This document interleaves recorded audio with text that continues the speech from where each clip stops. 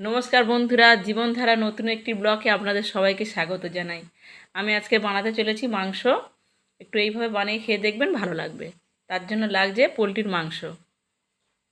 এটা গরম মশলা গুঁড়ো, কাশ্মীরি রেড চিলি, তেজপাতা, শুকনো লঙ্কা। এটা নুন আর একটু হলুদ দিয়ে ভেজে রাখা আছে। সর্ষের তেল, সাদা তেল, লঙ্কা গুঁড়ো, নুন, চিনি, গরম মশলার গুঁড়ো, হলুদ গুঁড়ো, জিরে ধনে একসঙ্গে ভেজে গুঁড়ো করে রাখা, আর গোটা জিরে মিডিলে, পেঁয়াজ কুচি, পেঁয়াজ বাটা, রসুন বাটা, আদা বাটা, এটা টমেটো, কাঁচা লঙ্কা আর শুকনো লঙ্কা গোটা ভালো করে বেটে রাখা আছে, লেবু। এটাতে দিয়ে দেবো একটু লেবুর রস।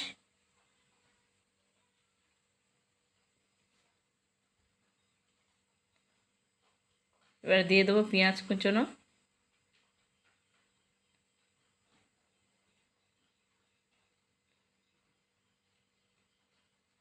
দিয়ে দেবো পেঁয়াজ বাটা।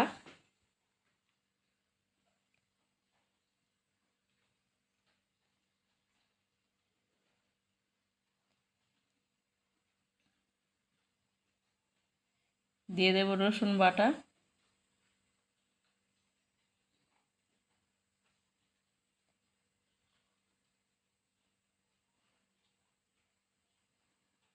আদা বাটাটা এবার দেবো।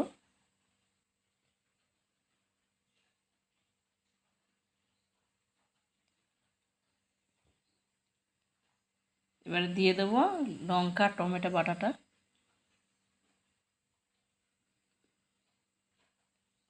দিয়ে দেবো স্বাদ মতো নুন।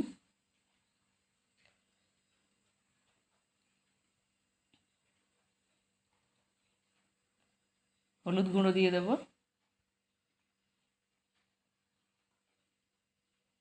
লঙ্কা গুঁড়ো দিয়ে দেবো।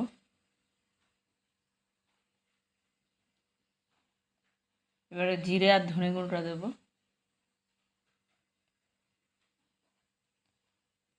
সর্ষের তেল দিয়ে দেবো।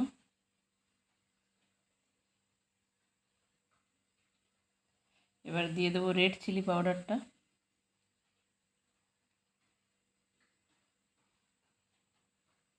ভালো করে মাখিয়ে নেব। মাখিয়ে অন্তত মিনিট 15 মতো চাপা দিয়ে আমি রেখে দেবো। এটা যদি দই দিয়েও মাখান তাহলেও ভালো লাগবে। আমার মেয়ে আবার দই খেতে চায় না, তো ওই জন্য দিইনি।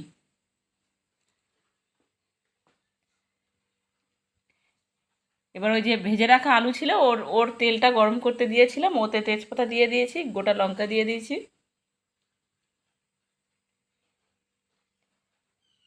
এবার এটাতে দিয়ে দেবো একটু জিরে, গোটা জিরে, আর চিনি।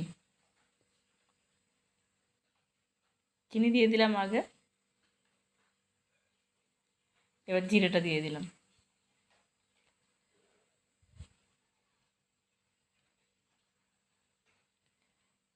এবারে ম্যারিনেট করা মাংসটা দিয়ে দিয়েছি।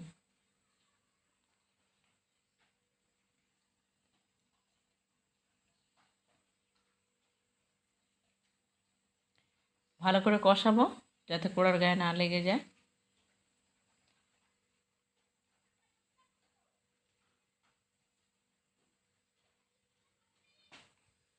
ভালো করে নাড়তে হবে। এটা খুব বেশি জালের দরকার নেই, মিডিয়াম জাল হলেই হবে।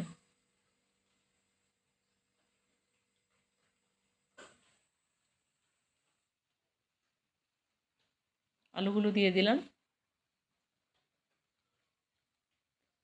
কষানো প্রায় হয়ে হয়ে এসছে। কষানো ভালো করে হয়ে গেলে জল দিয়ে দেবো।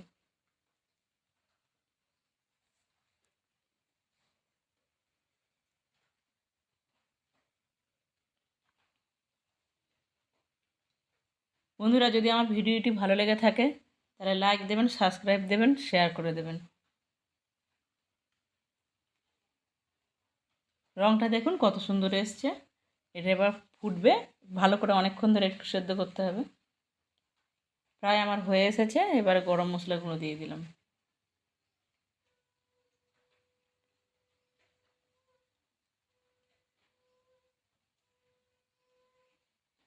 এবার সানরাইসের গরম মশলা গুঁড়ো দিয়ে দিলাম। মাংসটা হয়ে গেছে রেডি।